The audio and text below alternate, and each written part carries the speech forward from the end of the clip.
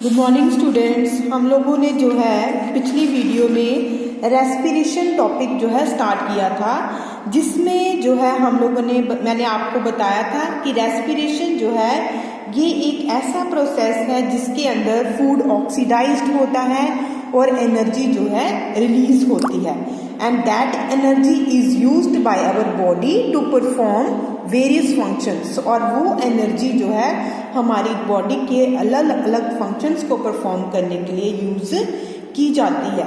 इसके अलावा मैंने आप लोगों को ये भी बताया था कि जो रेस्पिरेशन है जब वो होता है तो वो जो है सेल्स के अंदर होता है, इसलिए जो रेस्पिरेशन है उसे सेलुलर रेस्पिरेशन भी कहते हैं। सेलुलर रेस्पिरेशन जो है always take place inside the cell, cell के अंदर। सेल का स्ट्रक्चर आप लोगों ने सभी ने जो है देखा होगा। तो सेल जो है, सेल कैसा स्ट्रक्चर है? सेल जो है एक सिंपल सा स्ट्रक्चर है जिसके बाहर आपको प्लाज्मा मेम्ब्रेन दिखेगी, अंदर जो है न्यूक्लियस दिखेगा और बीच में जो है साइटोप्लाज्म दिखेगा। और साइटोप्लाज्म में आप लोगों को वेरियस जो है सेल ऑर्गेनील्स जो है दिखाई देंगे। माइटोकॉन्ड्रिया होगा, गोल्जी बॉडीज होगा, एंडोप्लाज्मिक रेटिकुलम, वैक्यूल्स, राइबोसोम्स, इस तरह से अलग अलग ऑर्गेनील्स जो है आप लोगों को सेल के अंदर जो है देखने को मिलेंगे। तो यहाँ पे हमारा जो बात हो रही है कि ये जो प्रोसेस है रेस्पिरेशन का, that take place inside the cell, ये सेल के अंदर होता है, so that this is called cellular respiration. Now बेटा आज जो है आज का हमारा टॉपिक है टाइप्स ऑफ रेस्पिरेशन। रेस्पिरेशन के हम लोगों ने टाइप्स करने हैं। रेस्पिरेशन के हमने क्या करने हैं? टाइप्स करने हैं। रेस्पिरेशन का क्या मतलब है? रेस्पिरेशन का मतलब है फूड से एनर्जी का रिलीज होना।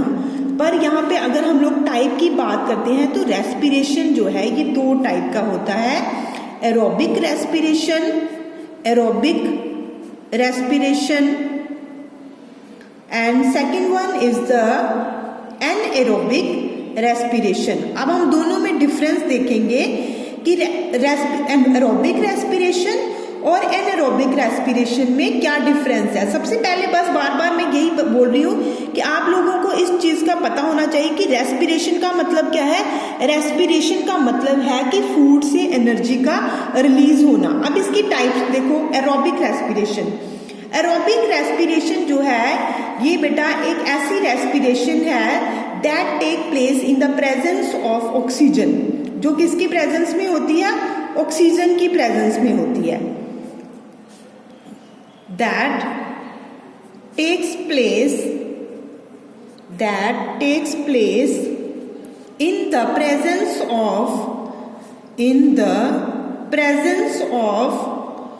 Oxygen, that is called aerobic respiration. Means जो फूड से एनर्जी का रिलीज होना है वो किसकी प्रेजेंस में होना है? O2 की प्रेजेंस में, ऑक्सीजन की प्रेजेंस में।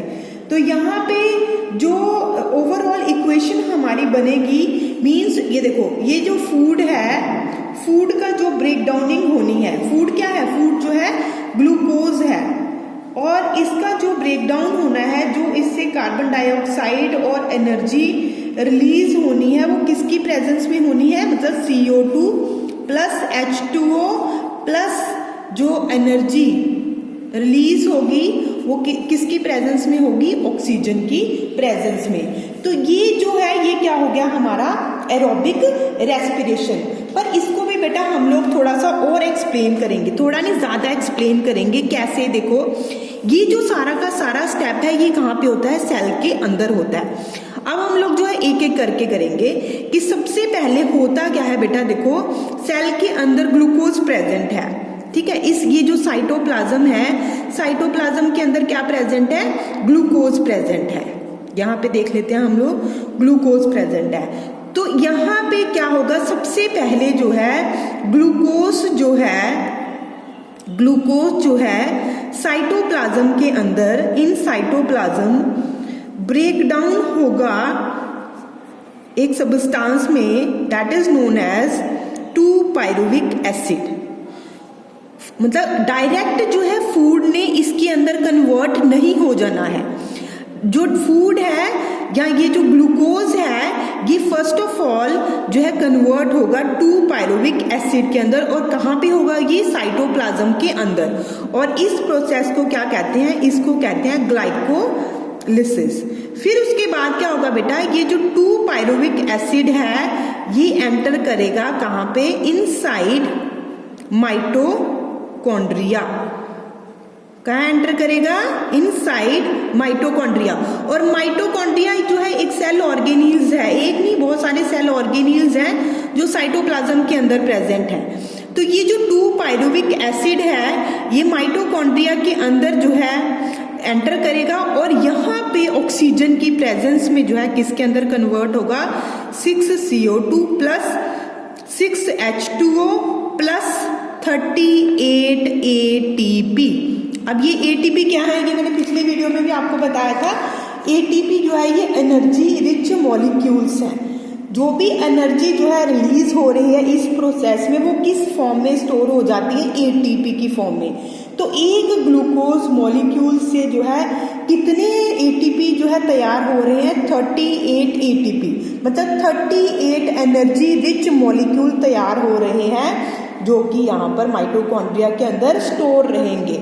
तो जब भी जो है सेल को एनर्जी की जरूरत पड़ेगी तो ये जो ATPs हैं ये एनर्जी प्रोवाइड करेंगे हमारी बॉडी को।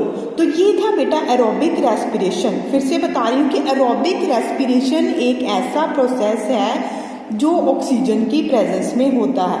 इसमें होता क्या है, इसमें पहले जो ग्लूकोज है वो साइटोप्लाज्म के अंदर 2 पायरुविक एसिड में कन्वर्ट होता है। फिर ये जो 2 पायरुविक एसिड सब्सटेंस है ये माइटोकॉन्ड्रिया के अंदर एंटर करता है, और वहाँ पे ऑक्सीजन के साथ मिलकर जो है ब्रेक डाउन होता है carbon dioxide, water plus 38 ATP molecules में। This whole process is called aerobic respiration. क्यों एरोबिक रेस्पिरेशन, क्योंकि किसकी प्रेजेंस में हो रहा है, ऑक्सीजन की प्रेजेंस में हो रहा है। That's why we call this aerobic respiration. Now second type जो है हमारी जो रेस्पिरेशन की है that is the anaerobic respiration. एक और मैंने बेटा आपको बात बतानी थी एरोबिक रेस्पिरेशन में कि ये जो एरोबिक रेस्पिरेशन है ये हायर ऑर्गेनिजम्स में होती है। जितने भी बड़े ऑर्गेनिजम्स हैं उनमें ये प्रोसेस होगा, और ऑक्सीजन की प्रेजेंस में फूड का ब्रेक डाउनिंग होना है, और फूड जो है वो कंप्लीटली ब्रेक डाउन हो जाएगा। कुछ भी जो है पार्शियल फूड जो है नहीं बचेगा, प्रॉपर जो है यूटिलाइजेशन हो जानी है फूड की, प्रॉपर जो है फूड ने जो है कंप्लीट ब्रेक डाउन हो जाना है कार्बन डाइऑक्साइड, वाटर और एनर्जी रिच मॉलिक्यूल्स में। नाउ नेक्स्ट जो है एनएरोबिक रेस्पिरेशन। एनएरोबिक रेस्पिरेशन जो है वो respiration that take place in the absence of oxygen. मतलब ये एक ऐसा जो है रेस्पिरेशन है, मतलब इसमें जो फूड की ब्रेक डाउनिंग होनी है उसके लिए हमें ऑक्सीजन की ज़रूरत नहीं है। वो जो ब्रेक डाउनिंग है वो इन द एब्सेंस ऑफ ऑक्सीजन भी हो जाएगी। और ये जो हमेशा जो है आपको इस तरह की रेस्पिरेशन जो है ये स्मॉलर ऑर्गेनिजम्स में देखने को मिलेगी। It is always seen in microorganisms like bacteria, yeast, fungi, parasites and muscle sales in case of human being. हमारे अंदर भी ये होती है, हायर एनिमल्स में भी होती है, पर किसके अंदर, मसल सेल्स के अंदर। तो एनएरोबिक रेस्पिरेशन जो है ये एक ऐसा प्रोसेस है that take place in the absence of oxygen and it is always seen in microorganisms like bacteria, yeast, fungi, parasites and muscle cells. अब बेटा देखते हैं हम लोग ये जो एनएरोबिक रेस्पिरेशन है इसमें जो ग्लूकोज है वो इथेनॉल, कार्बन डाइऑक्साइड और एनर्जी जो है इससे रिलीज होती है। मतलब यहाँ पे हम लोगों ने एरोबिक रेस्पिरेशन में देखा था कि ग्लूकोज जो है लास्ट में कौन से प्रोडक्ट की फॉर्मेशन कर रहा है, कार्बन डाइऑक्साइड की, वाटर की और 38 ATP मॉलिक्यूल्स की। पर अगर हम यहाँ पे एनारोबिक रेस्पिरेशन में देखते हैं तो ग्लूकोज जो है फर्स्ट जो है साइटोप्लाज्म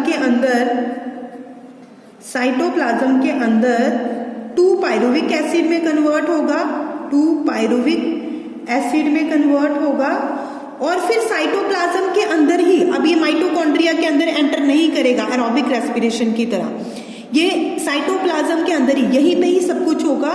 अब 2 पायरुविक एसिड जो है इन द एब्सेंस ऑफ ऑक्सीजन, यहाँ पे ऑक्सीजन भी नहीं है तो ऑक्सीजन की एब्सेंस में ही ये किस में कन्वर्ट हो जाना है, ये कन्वर्ट हो जाना है ethanol plus carbon dioxide plus 2 ATP।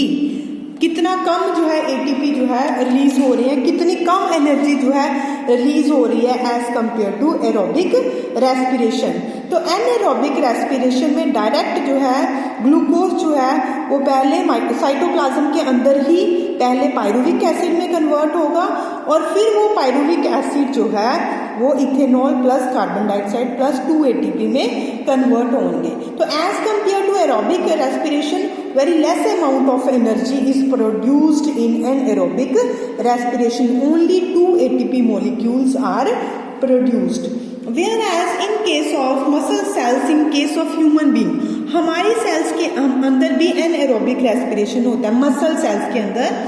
वहां पे क्या होता है बेटा, वहां पे जो ग्लूकोज है सेम साइटोप्लाज्म के अंदर पहले 2 पायरुविक एसिड में कन्वर्ट होता है और फिर वहीं पर ही ऑक्सीजन की एब्सेंस में जो है ये किसके अंदर कन्वर्ट हो जाता है, लैक्टिक एसिड प्लस 2 ATP। मतलब देखो यहाँ पे है ये दोनों एनारोबिक रेस्पिरेशन की ही फॉर्म्स, पर जो लोअर ऑर्गेनिजम्स होते हैं उनमें ग्लूकोज का जो एंड प्रोडक्ट बनता है वो बनता है ethanol plus carbon dioxide plus 2 ATP। पर जो हमारे मसल सेल्स हैं उनमें भी एनारोबिक रेस्पिरेशन होता है, पर जो ग्लूकोज है उससे क्या बनता है, लैक्टिक एसिड बनता है। और ये जो लैक्टिक एसिड जो है ये मसल्स के अंदर जो है स्टोर हो जाता है। तो आप लोगों ने देखा होगा कि जब आप लोग बड़ी ज़्यादा फास्ट रनिंग करते हो, जो एथलीट्स वगैरह होते हैं जो बड़ी ज़्यादा फास्ट रनिंग करते हैं तो उनके जो मसल्स में क्रैम्प्स पड़ते हैं, तो वो क्रैम्प किसकी वजह से आते हैं, क्योंकि जो लैक्टिक एसिड है उसकी जो प्रोडक्शन है वो ज़्यादा हो जाती है। तो ये था बेटा एरोबिक रेस्पिरेशन और एनारोबिक रेस्पिरेशन। यहाँ पे डिफरेंस हम लोग देखते जाते हैं एरोबिक रेस्पिरेशन और एनारोबिक रेस्पिरेशन के, क्योंकि बहुत ही इंपॉर्टेंट डिफरेंस है इसका। तो फर्स्ट डिफरेंस हम लोग देखते हैं कि aerobic respiration always take place in the presence of oxygen, whereas anaerobic respiration take place in the absence of oxygen. Next second जो है इसका डिफरेंस बनेगा कि it take place in cytoplasm as well as mitochondria. Aerobic respiration cytoplasm और mitochondria में हो रही है, whereas anaerobic respiration take place only in cytoplasm. Next बेटा थर्ड है कि end product of aerobic respiration are carbon dioxide, water and 38 ATP molecules, whereas end product of anaerobic respiration are ethanol, carbon dioxide plus ATP. Next difference is a very large amount of energy is produced in case of aerobic respiration, whereas in case of anaerobic respiration less amount of energy is produced, only 2 ATP molecules are produced. And last difference is it take place in higher animal. Aerobic respiration take place in higher animal, whereas anaerobic respiration take place in lower organisms as well as muscle cells in case of human. So that's all about the types of respiration and the differences between the aerobic respiration and anaerobic respiration. Thanks.